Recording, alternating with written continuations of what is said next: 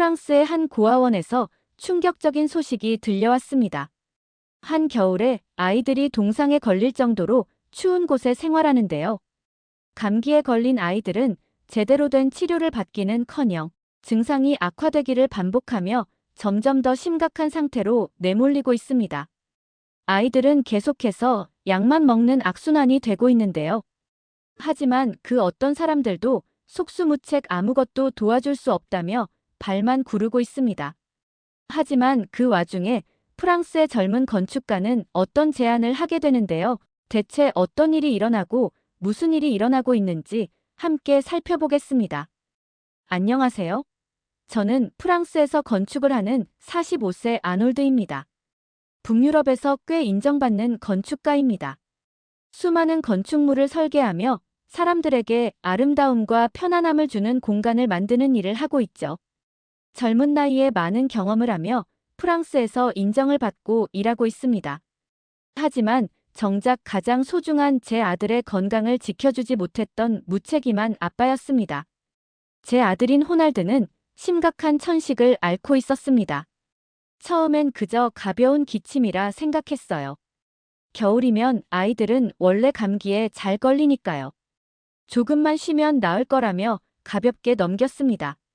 하지만 기침은 심해졌고 바쁘게 일하다 보니 아들의 건강이 나빠지는 걸 깨닫지 못했어요. 밤새 숨이 막혀 응급실에 실려가는 일도 많았습니다. 하지만 저는 그저 약을 먹이면 괜찮을 줄 알았어요. 가습기를 틀어주고 따뜻한 이불을 덮어주면 나아질 거라고 생각했죠. 그러던 어느 날이었습니다. 설계 도면을 밤새 검토하다가 거실에서 깜빡 잠이 들었어요. 그런데 아이의 방에서 신음소리가 들리더군요. 무언가 잘못되었다는 직감에 눈이 떠졌습니다. 바로 눈앞에는 거칠게 숨을 몰아쉬며 바닥에 쓰러진 아들이 있었습니다.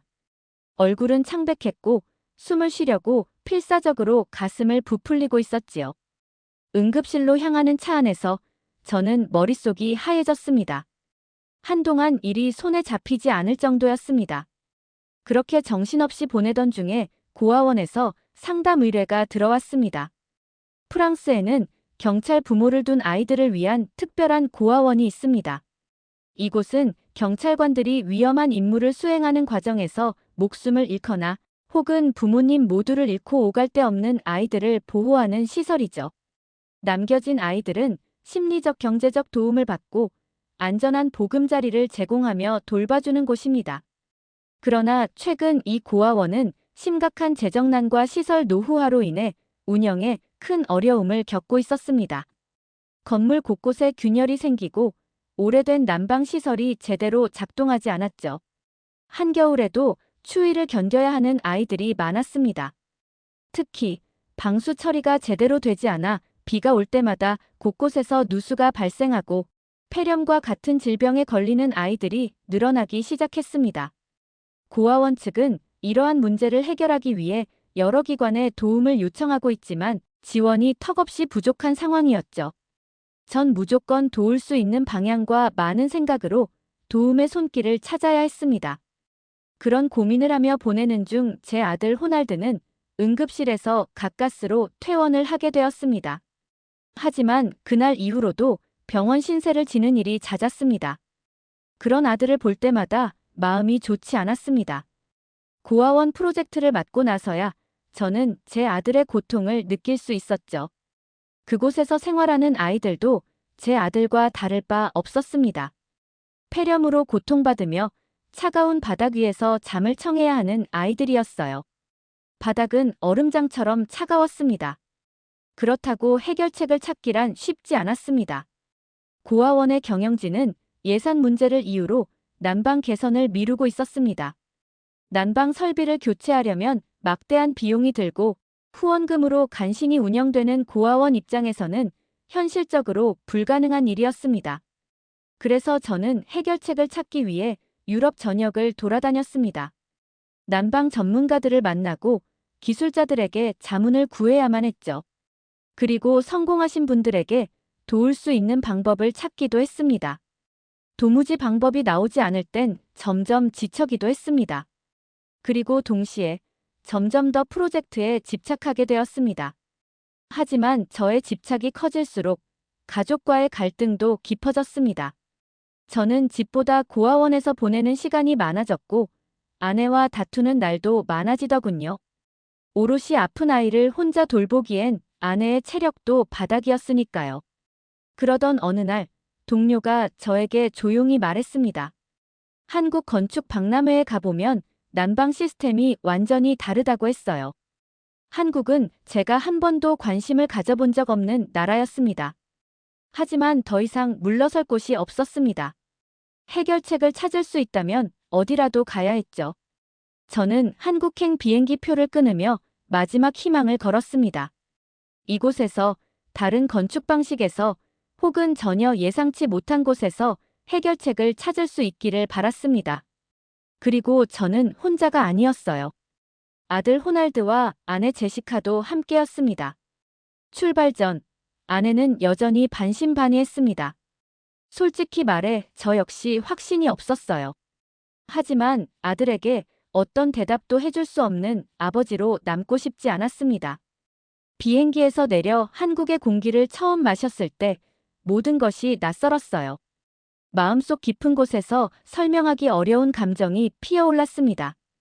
익숙하지 않지만 왠지 모르게 친숙한 거리였어요.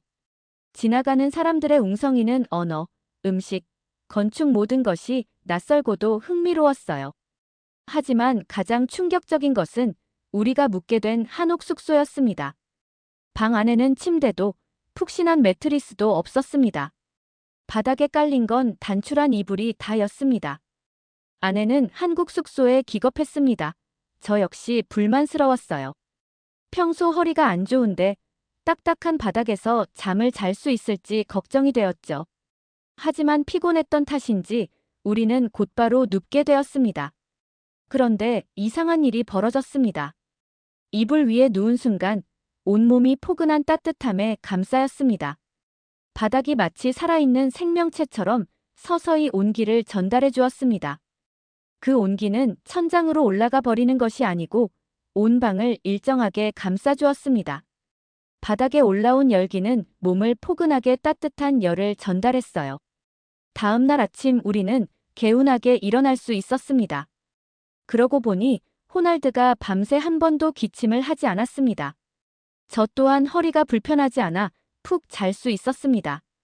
아내는 믿을 수 없다는 듯 아들의 얼굴을 들여다보았어요. 호날드는 그 어느 때보다 평온한 얼굴로 곤히 잠들어 있었습니다. 그 후 저는 박람회장을 찾았습니다. 수많은 혁신적인 기술들 사이에서 한국 난방기술 전문가를 만났습니다. 그의 이름은 한동희 씨였습니다. 전문가다운 모습이었죠. 그는 제게 현대식 온돌 시스템을 소개해 주었습니다. 기존 유럽의 난방 방식보다 에너지 효율이 2배 이상 뛰어났습니다. 무엇보다도 이 시스템은 실시간 온도 조절이 가능하고 바닥에서부터 따뜻한 공기를 순환시켜 아이들에게 최적의 환경을 제공할 수 있었습니다. 처음으로 해결책을 찾았다고 확신이 들었죠. 그렇게 한동희 씨와 함께 온도를 고아원에 적용하는 프로젝트를 구체적으로 계획하기 시작했습니다. 아내 제시카도 온돌이 좋다고 한국에 더 머물길 원했죠. 온돌이라는 혁신적인 난방 방식을 찾아냈다고 생각했습니다. 아이들을 차가운 바닥에서 해방시키고 건강을 되찾게 해줄 수 있는 기회였습니다. 하지만 문제는 온돌의 개념을 프랑스에서 설명하는 일이었어요. 저는 회의실에서 열정적으로 프레젠테이션을 시작했죠. 한국의 온돌 시스템은 바닥에서부터 따뜻한 공기를 순환시켜 아이들에게 최적의 환경을 제공합니다. 게다가 기존 난방보다 에너지 효율이 2배나 뛰어난다는 점이죠. 하지만 돌아온 반응은 냉소적인 웃음뿐이었습니다. 그래서 저는 작은 실험을 시작했습니다. 우선 작은 온돌 주택을 직접 지었습니다. 한국의 난방 전문가 한동희 씨와 협력해 전통 온돌을 현대적으로 적용한 실험 공간을 만들었습니다. 그리고 직접 그곳에서 생활했습니다. 놀라운 일이 벌어졌습니다. 제가 그동안 있던 천식 증상이 눈에 띄게 호전되었습니다. 밤마다 저를 괴롭히던 가슴 답답함과 숨막히는 기침이 사라졌습니다.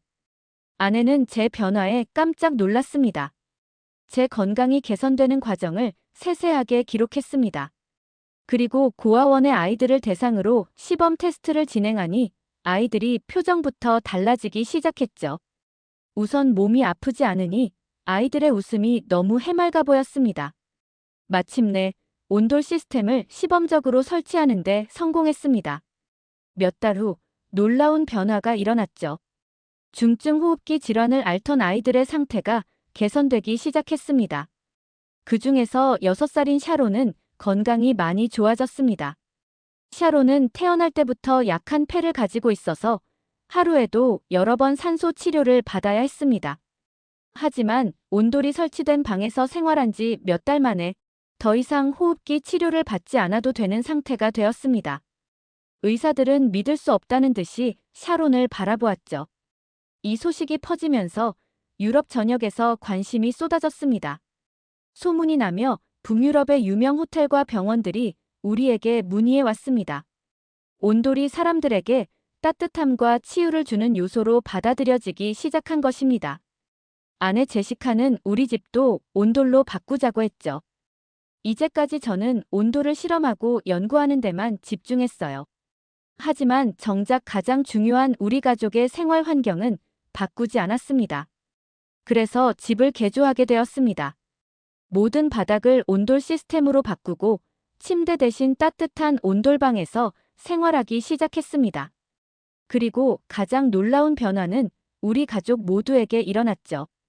호날드는 평소 작은 감기에도 쉽게 천식이 악화되곤 했지만 온돌에서 생활한 이후로 한 번도 심각한 천식 발작을 일으키지 않았어요. 더 놀라운 것은 예민하고 짜증을 잘 내던 아이가 훨씬 밝고 건강한 모습으로 변해갔습니다. 이제 저는 한국을 단순히 새로운 기술을 찾기 위해 방문했던 나라이지만 제 인생의 중요한 부분이 된 곳으로 생각합니다. 한국의 전통 기술이 아이들을 살렸고 저를 변화시켰으며 우리 가족에게 새로운 삶을 선물했습니다. 그래서 이제 정기적으로 한국을 방문하며 온돌을 비롯한 한국의 전통 건축을 연구하고 있습니다. 이제는 따뜻함이 무엇인지, 가족을 지킨다는 것이 무엇인지 깨닫게 되었습니다. 온돌로 인해 아픈 아이들을 구하고 제 삶도 바꾸었습니다. 이제 단순히 난방 시스템을 연구하는 건축가에서 온돌을 통해 사람들에게 따뜻함과 치유를 주는 건축가로 성공하고 있습니다. 오늘 이야기 잘 들으셨나요? 재미있으셨다면 구독과 알림 설정 부탁드립니다. 끝까지 함께 해주셔서 감사합니다.